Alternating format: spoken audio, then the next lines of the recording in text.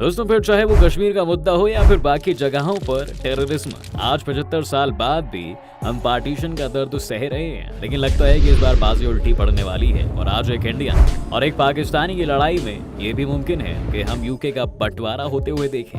जी हाँ, जहाँ यूके के प्राइम मिनिस्टर इंडियन ओरिजिन के ऋषि सुनाक हैं, वहीं स्कॉटलैंड के फर्स्ट मिनिस्टर पाकिस्तानी ओरिजिन के हमजा यूसुफ हैं और दोनों ने ही आज एक दूसरे के खिलाफ तलवारें खींच रखी हैं। क्या है पूरा ये मामला, आइए जानते हैं आज के इस वीडियो में। बस अंत तक बने रहिएगा हमारे साथ। लेकिन वीडियो शुरू होने से पहले अगर आप चैनल पर नए हैं या आपने अभी तक चैनल को सब्सक्राइब नहीं किया है तो चैनल को सब्सक्राइब करना और बेल आइकॉन दबाना बिल्कुल ना भूलें। दोस्तों जैसा कि आप जानते होंगे कि ब्रिटेन को यूनाइटेड किंगडम भी कहा जाता है और इसका कारण यह है कि ये अलग अलग किंगडम से मिलकर बना है। इंग्लैंड, वेल्स, स्कॉटलैंड और नॉर्दर्न आयरलैंड, ये 4 अलग अलग नेशंस हैं जो साथ में मिलकर एक स्टेट बनाते हैं। यहाँ पर शब्दों की थोड़ी सी हेरा फेरी जरूर है, इसलिए इसे दोबारा एक बार अच्छे से समझते हैं। पॉलिटिकल साइंस में नेशन उसे बोला जाता है दोस्तों जहां पर एक ही जैसे लोग रहते हों, यानी उनका कल्चर और उनकी बोली एक जैसी हो। लेकिन नेशन होने का ये मतलब नहीं है कि वो एक स्टेट भी होगा।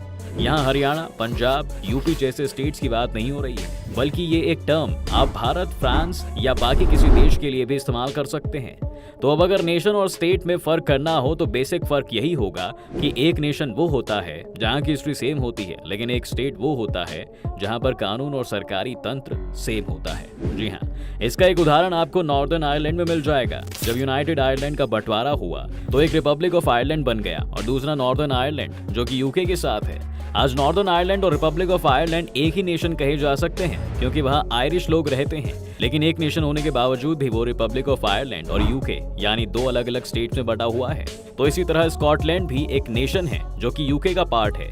लेकिन परेशानी दोस्तों ये है कि अब जो स्कॉटलैंड के नए फर्स्ट मिनिस्टर चुनकर आए हैं स्कॉटिश नेशनल पार्टी से हैं, जो स्कॉटलैंड की इंडिपेंडेंस चाहते हैं ताकि वो एक अलग देश की तरह रह सके।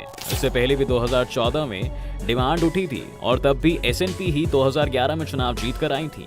उन्होंने तब पूरे स्कॉटलैंड में रेफरेंडम करवाया और पूछा कि क्या वो यूके के साथ रहना चाहते हैं। इस रेफरेंडम में 85% एलिजिबल वोटर्स ने भाग लिया था, जिसमें से 44.7% स्कॉटिश इंडिपेंडेंस के समर्थन में थे, जबकि 55.3% यूके में ही रहने के पक्ष में थे। सभी को लगा था कि अब ये मुद्दा सेटल हो गया है, लेकिन ऐसा नहीं हुआ दोस्तों, क्योंकि 2 साल बाद 2016 में यूके ने एक ऐसा कदम उठाया जो आज तक उन्हें परेशान कर रहा है। यूके ने डिसाइड किया था कि वो यूरोपियन यूनियन से बाहर हो जाएंगे और इस इवेंट को ब्रेक्सिट कहा गया। 2016 से ही प्रोसेस शुरू हो गया था और यूके 2020 तक यूरोपियन यूनियन का पार्ट हुआ करता था, जिसमें 28 देश शामिल थे। इन 28 देशों के बीच एक सीधा अग्रीमेंट ये था कि ये लोग एक ही मार्केट की तरह ऑपरेट करेंगे, यानी अगर आपको यूके में कोई प्रोडक्ट मैन्युफैक्चर करके उसे फ्रांस या फिर जर्मनी के मार्केट में बेचना है तो उस पर कोई भी कस्टम ड्यूटी नहीं लगाई जाएगी और कोई एक्स्ट्रा टैक्सेस नहीं लगेंगे। यानी यूरोपियन यूनियन के सभी देश आपस में बहुत ज्यादा कनेक्टेड थे। कोई भी ईयू देश का सिटीजन किसी भी दूसरे देश में जाकर काम कर सकता था, वहां रह भी सकता था और इसके लिए उसे ना ही अपनी नेशनलिटी बदलने की जरूरत थी और ना ही किसी तरह का वीजा चाहिए था। लेकिन फिर यूके को लगा कि दूसरे देशों के लोग रोमानिया जैसी ईयू कंट्रीज की सिटीजनशिप लेकर फिर से यूके में आकर काम कर जाने लग जाते हैं, जिनसे उन्हें परेशानी हो रही थी। इसके अलावा और भी कई वजहें थी दोस्तों जिस वजह से उन्होंने ईयू से बाहर आने का फैसला किया। इसके लिए चारों टेरिटरीज में रेफरेंडम भी हुए थे और स्कॉटलैंड की 60% जनता ने ब्रेक्सिट के खिलाफ वोट किया था, लेकिन फिर भी यूके गवर्नमेंट ने ईयू से बाहर जाने के रास्ते को ही चुना। इस समय स्कॉटलैंड को फिर से रियलाइज हुआ कि उन्होंने अपनी फॉरेन पॉलिसी के डिसीजन यूके को देकर कितनी बड़ी गलती की है, क्योंकि यूके तो ईयू से इसलिए बाहर जा रहा था क्योंकि वहां की टॉरी पार्टी एक राइट विंग पार्टी है जिसे इमिग्रेंट्स पसंद नहीं थे। लेकिन इससे यूके को बहुत लॉस हुआ। सबसे पहले दिक्कत तो ये थी कि अब जो भी बिजनेसेस यूके में रहकर गुड्स प्रोड्यूस करते हैं उनकी डिमांड यूके में उतनी ज्यादा नहीं है। पहले तो वो पूरे ईयू में इन्हें बेचकर काफी पैसा कमा लेते थे, लेकिन अब अगर उन्हें ईयू के मार्केट में इन्हें बेचना है तो अलग से बहुत सारी परमिशंस लेनी पड़ेंगी और बहुत सारा पेपर वर्क भी करना पड़ेगा। सिर्फ इतना ही नहीं, इन आइटम्स पर जब इम्पोर्ट ड्यूटी लगाई जाती है तो ये आइटम्स महंगी भी हो जाती हैं, जिस वजह से ये प्राइस बिल्कुल भी कॉम्पिटिटिव नहीं रहता। आज ब्रेक्सिट की वजह से दोस्तों अकेले स्कॉटलैंड के 47% एक्सपोर्ट्स डाउन है और आने वाले वक्त में भी सुधार की गुंजाइश नहीं दिखाई देती है। इन सब को देखते हुए स्कॉटलैंड में एक बार फिर आजादी की लहर दौड़ चुकी है और ब्रेक्सिट इसमें एक बड़ा मुद्दा है, क्योंकि जब 2014 में स्कॉटलैंड के लोगों ने यूके में रहने का फैसला किया था तब ब्रेक्सिट की बात नहीं हुई थी। जून 2022 में तब भी Scottish first minister Nicola Sturgeon ने एक दूसरा रेफरेंडम प्रपोज किया था, जिसके लिए उन्होंने 19 अक्टूबर 2023 की डेट भी तय की थी। लेकिन नवंबर 2022 में यूके की सुप्रीम कोर्ट ने अपनी जजमेंट में कहा कि स्कॉटलैंड के पास रेफरेंडम कॉल करने की अथॉरिटी नहीं है, इसलिए ऐसा कोई रेफरेंडम नहीं होगा।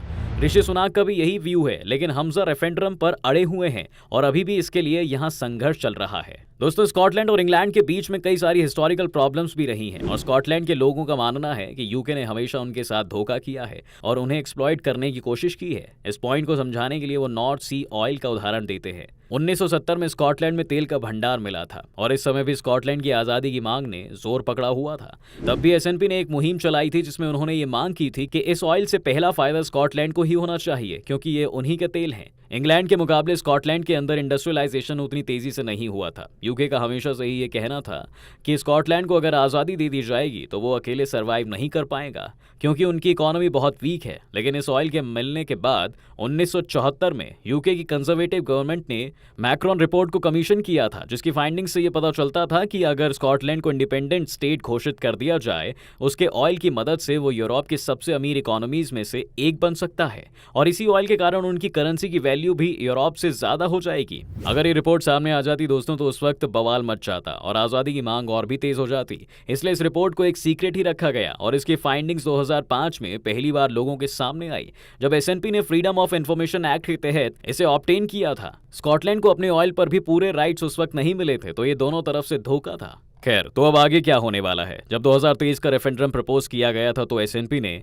इसे 3 स्टेजेस में बांटा था। पहली स्टेज ये थी कि सेक्शन 30 के तहत transfer of power of request डालेंगे। जब बोरिस जॉनसन ने इसे रिजेक्ट कर दिया तो दूसरे स्टेप में उन्होंने सुप्रीम कोर्ट का दरवाजा खटखटाया ताकि वो ये डिटरमाइन कर सके कि क्या स्कॉटलैंड के पास एक रेफरेंडम कॉल करने का अधिकार है।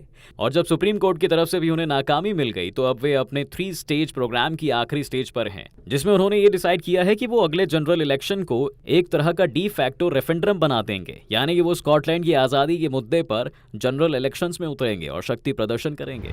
इस समय जिस हिसाब से ब्रेक्सिट ने पूरे यूके को फाइनेंशियली वीक कर दिया है और साथ ही जब ऋषि सुनाक के साथ इन्फोसिस मामले करप्शन का टैग भी जुड़ गया है, उनके लिए अपनी सरकार को बचाना बहुत मुश्किल होगा। दोस्तों, अगर इस बार वहां ऋषि सुनाक की टॉरी पार्टी हार जाती है तो स्कॉटलैंड के रेफरेंडम की उम्मीद बढ़ जाएगी।